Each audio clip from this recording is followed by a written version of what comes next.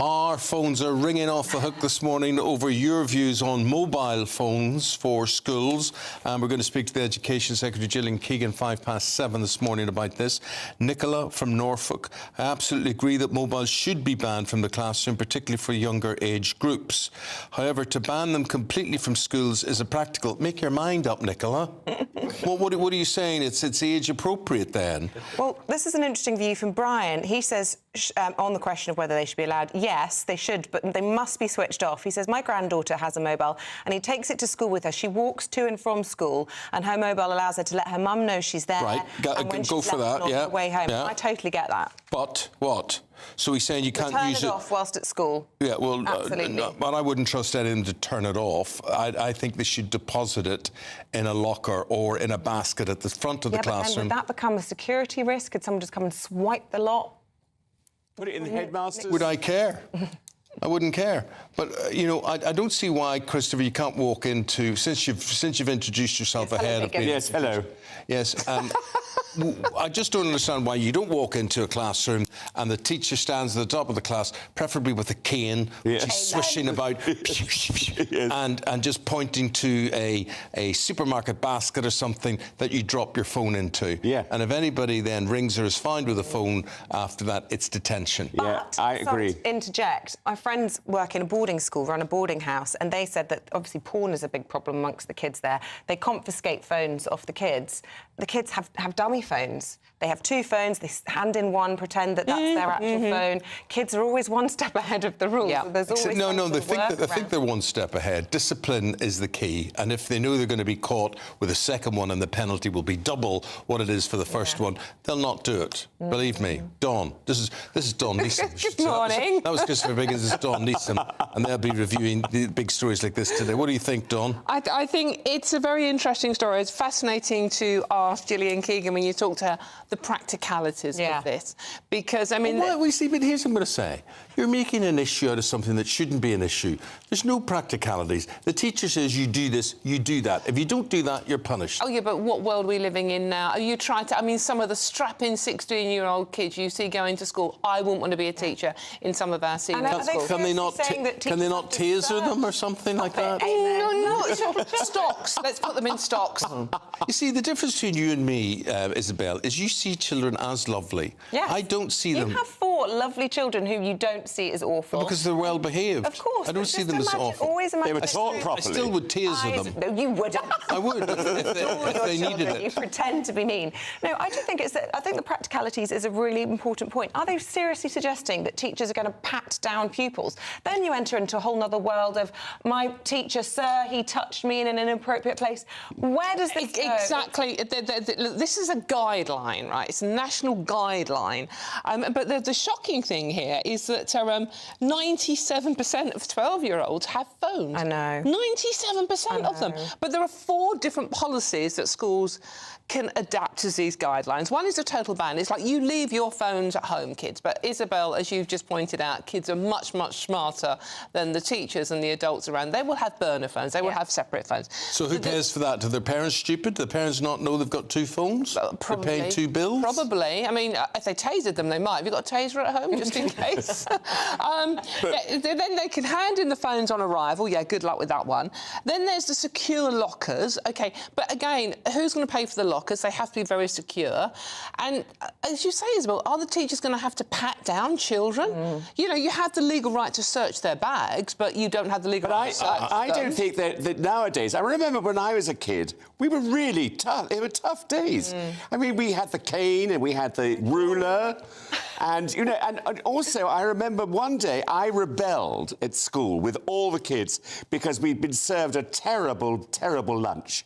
And we all... Typical you to rebel over the food. Well, we all... the treatment, I think, with the food. There were no Michelin stars in sight. No, we all rebelled and we all threw our lunch into the dustbin. And the headmaster was so furious... Quite right. He made us go out, each one at a time, with a spoon and take it out, yes. And the previous day, he'd given us a lecture on gingivitis. Oh, like... So, I mean, honestly, I was nearly sick. So you had to eat out of the bin? Yeah. I mean, that would be against your human rights to... I know, but I mean, it made a point. It's my human rights, Gov. Every kid knows that off by heart. I know my rights. Well, I think Biggins, you describe it very accurately, and people know what the enforcement is. Exactly. And when you're lean and you're mealy-mouthed about all of these sort of things, they will take advantage of it. That is it. And that's why I think a lot of parents look for a school with good disciplinary records to send their children to, because they know the discipline's going to be good for them. Yeah, and it's important for life.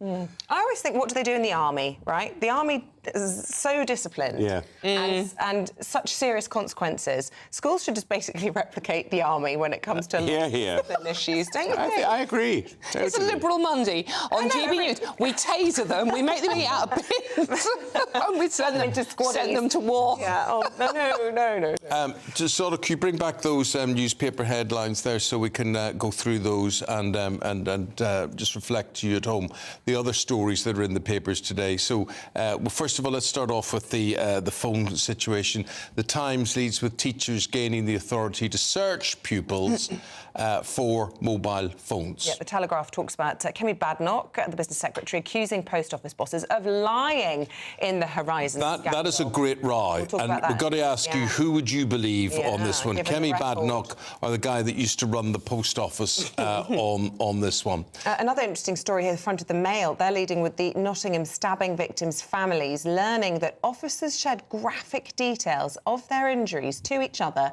over WhatsApp. The Guardian reports on Putin facing accusations of covering his tracks over Alexei Navalny's death.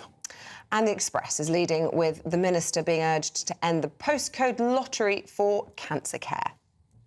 Right, OK. Christopher, let's go to the Express. Fewer than 1 in 4 patients were treated within the target time of 62 days after a referral from their GP in the worst-performing NHS trust. It's a terrible story, this. I mean, it's unbelievable. But, of course, this is because of the postcode lottery. I mean, we're thinking of moving from London, and my doctor, who is brilliant, she said to me, you know, what you should do before you even think about moving is let me know where you're moving to check hospitals. And in this article today, there are the top 5 hospitals and the bottom 5 hospitals. And, you know, so if you're lucky if you live in London, you go to Great Ormond Street, which is a wonderful hospital for children. And then there's the Royal National Orthopaedic Hospital Trust in London. And then there's the Huddersfield Hospital, NHS, that's good. Epsom is good. Ashford and St Peter's Hospitals are good. And Maidstone and Tunbridge Wells, all good. But then you go down to, you know, Royal Papworth Hospital, the Royal Wolverhampton Hospital, West Anglia, Norfolk and Norwich, Sheffield Teaching, all those are in the bottom 5. See, I find it shocking when a teaching hospital is included in the bottom. How could that be? I was always led to believe, look, get yourself to a teaching hospital, you get the highest standards in medicine. Yes. Not so. No, it's very worrying, the state of the NHS. It is, and I think we've all talked about this before, but it's the people at the top who should be going, and they're taking all the money. Yeah, we've got the Shadow Health Secretary, Wes Streeting, a little bit later on in the programme, so we'll talk to him about that and a whole number of other issues today. But, yeah, as you say, shocking to see a teaching hospital there. Not good news. No. If that was shocking, what about Alexei Navalny? Oh, dear. And his death, Dawn? It's just the most stunning story, isn't it? I mean, this is the front page of The Guardian. Putin accused of covering tracks. Well, I mean, you know, the most pointless headline ever. I mean, literally, who'd have thought that? This is the story about how Navalny's mum, Ludmila, and his lawyer travelled over the weekend to where Navalny was kept in Polar Wharf. The penal colony, which sounds horrendous. They're locked in cells on their own with temperatures plunging to -20 with no heating. I mean, awful, awful. But initially, they'd mislaid the body. Bit strange, really. So poor Ludmila, mum, had to leave without her son's body. Then they rediscovered the body, and evidently, according to the ambulance service near it, it was covered in bruises. Now, I mean, we are being told, and who are we to think any different, obviously, that it was a sudden death syndrome, basically, a cardiac arrest after a fit 47-year-old had gone for a walk. Now, it can happen. Obviously, it can happen. And that is the line the Russians are sticking to. But, I mean, as we saw over the weekend, every single media outlet across the world is saying Putin's got blood on his hands. Well, you say every single media outlet across the world, apart from in Russia, where he's banned the use of his name. Yes. Anybody that is going to this famous corner of Moscow, which is to remember all of those people that were wiped out by Stalin, are being arrested. 350... The roses and flowers being placed are being removed. Yeah. And yet the bravery to go out onto the streets to pay tribute to this man, knowing that you could also be then sent to a penal 350 people arrested colony. for lighting candles. But his wife went to see him about 4 days before his death, and she said he was as healthy as anything. Yeah. In good form. Yeah. You know, laughing and not enjoying where he was, because it can't have been good. But, I mean, you know, he was good. There was video from the day before where he was laughing and Yes, behind the window. glass, yeah. But, you know, you have Lord Cameron coming out and saying there must be consequences. Yeah, but there won't be. What are we doing? What are we doing about this? Well, I mean, the thing is, what's Isabel, happening in America. We can't do anything. They even want to continue to support funding Ukraine. Biden said in 2021, I think it was, that there will be consequences if anything happened. And there's still a lot of talk, but no one's done anything. I mean, we made the first mistake of ignoring when they invaded Crimea in 2014. Well, we have his friend coming on the programme a little bit later on, Bill Browder. He's coming on just after 8 o'clock, also a big anti-corruption campaigner, having lived in Russia as well. So it'd be interesting to get his views in all of that. But some of those scenes were just terrifying. You know, they were hitting people in the snow, throwing them down, you know, putting them in the back of vehicles. It was just awful. It was like a film. Right, OK, this has been made into a film, and that is the Horizon row at the post office. The latest is that the business secretary, Kemi Badenoch, has accused the former chairman of the post office, who she sacked 2 weeks ago, of lying in a row over the handling of the scandal. Now, forgive me, but when I look at this, and I think, who would you believe in this? Now, the post office hasn't come out shrouded in roses on this, but I still would believe the chairman of the post office that he was told to take his foot off the accelerator as regards compensation with this before the election. Tell us what you think, Christopher. Well, I think it's disgraceful. I mean, if it is true, and I agree with you, Eamonn, that there's no reason not to believe this, it is just terrible. I mean, when, you know, the television film that was so brilliant made everybody aware of the situation that was going on. Yeah. And they all said they'll be paid within 6 months or 3 months or whatever. All the lies were told. And if this is true, it is absolutely disgraceful that they're waiting for the election, and then this, they say, will help the Tories win or something. I mean, it's just appalling. Limp over the line. It was just to keep everything away. But... and those poor people who suffered so much over 20 years. But interesting that I saw a news report yesterday which says that the post office still believe that a majority of these postmasters did defraud the post office. What, 3,000 of them suddenly decided to do that all at the same time? Yeah, that's going to happen. 4 people took their own lives over this. No. People are dying without any compensation, People and they're went still bankrupt, destitute. Yeah. People had to leave their homes, leave their neighbourhoods. I'd like to know, what are they stealing now? What could they have stolen at the post office? Books of stamps? Stamps. What? I mean, obviously it was more intricate than that. Cash handed over, isn't there, at post offices and things? Yeah, but I mean, it's easy for the post office to say that, you know, that some of those people were criminals. I mean, it's ridiculous. Because they're covering up. Nobody's emerging with much credit here, but I think for Kemi Badenoch to say that this guy is just, you know, full of lies over this, I just think beggars belief, actually. You can imagine a civil servant. Anybody that watches Yes, Prime Minister, Yes, Minister, will know that the civil service will come and say, not now, Prime Minister, don't, let's not do this. So that's it. I want to hear more about this one. But she's coming out, I think she's speaking in the House today about this. So she'll have the platform and she'll be able to say all that she wants. But at the end of the day, it's her word against his. And she wasn't party to the conversation. He was. That's the thing. Speaking of the civil service, home workers are more likely to smoke, snack and gain weight than colleagues in the office. I mean, it's a no-brainer, really. We've all worked from home and sort of found that the fridge is 2 steps away. It's a lot easier to get out of control. I find if I want to be healthy, I've got to be busy. Yeah, no, exactly that. And I just think... And you're very healthy.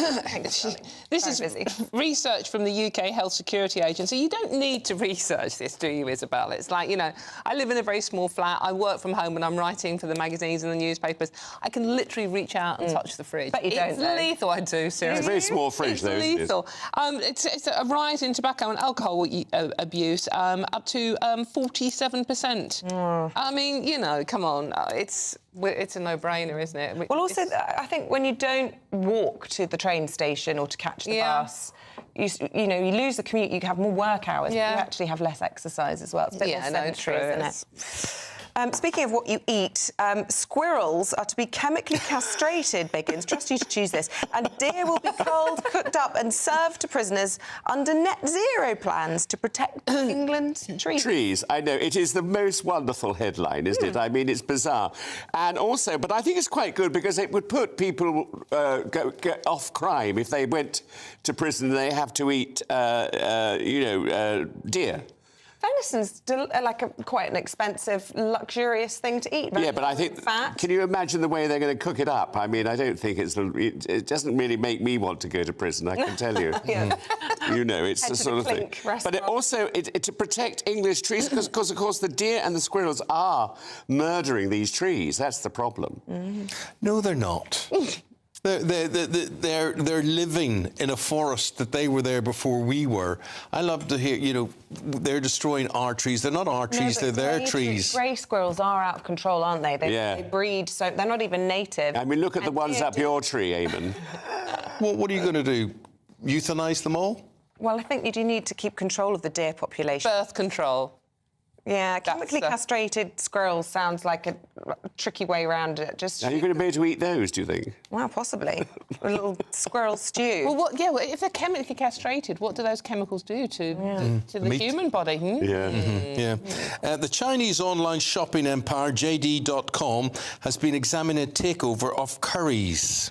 Right, so there is just the question, what do we own in this country anymore? Is there anything that we own that isn't owned by the Chinese? So someone actually challenged me the other day to go around the home and find something that didn't at least have one component in it that came from China. I couldn't find a damn thing. Yeah. Literally, everything. I mean, mobile phone is almost 100% are Chinese. But should there be a government department that says, no, this is a British company, whether it's Cadbury or whoever it is, Tetley Tea or whatever it is, and this forever will be British and it has to be, do we make anything anymore? Is there a single thing that is entirely British made? No, I agree with you. Anything? No, I can't think of anything. I can't think of anything. I mean, you know... Well, there's bound to be. There's bound to be. Lots of things. We make tea. We were talking about it last week. Tea? Where do the leaves come from? Pies. We've got English wine now. Well, there's loads of British products. You can get jumpers that are... Where do the tea leaves come from, Isabel? Oh, I thought it was Yorkshire or something they were talking about last week. Cornwall. There we go. Thank you, Cooper. We're growing tea in Cornwall, are we? Yeah, there's a tiny. It's not enough. But, you know, we do something. Talk it up, guys. That's what GBNEWS is all about. Right, absolutely. Yes. We're here, remember. We're going to have more from Dawn and from Biggins next hour, going through the papers. And one of the stories we're going to focus on is this story about the families of the Nottingham stabbing attacks and just exactly what those police officers were up to, sharing WhatsApp messages detailing their injuries. Shocking. We've got the Education Secretary 7:05 as well, talking about mobile phones in schools. Here's Marco with the weather.